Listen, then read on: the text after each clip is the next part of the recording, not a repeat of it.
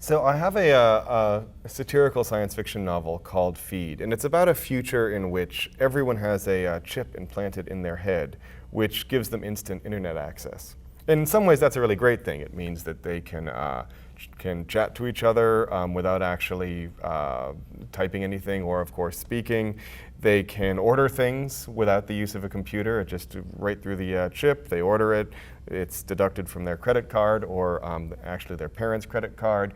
And it's this world of the future that seems in some respects to be utopian. And oftentimes when I tell kids about the premise of the book, their first reaction is, cool! And many of them are really ready to go and sign up for their Feed right now.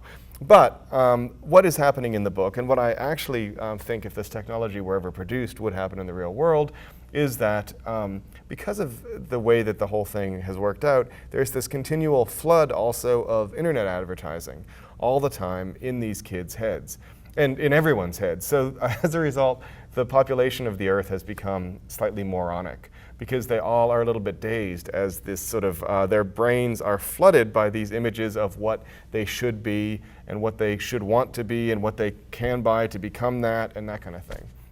Even as a teenager, I was irate, and I think a lot of teens are mad about this, mad about the way that the whole media and the advertising world try to demand that kids be a certain kind of thing. And the fact that they take our own images of ourselves and they mold those images, but also kind of use them like a little, like a voodoo doll, like sticking pins in instead of demanding, the pain will stop once you buy this thing. If you get the right kind of shoes, you'll actually be cool and then someone will love you.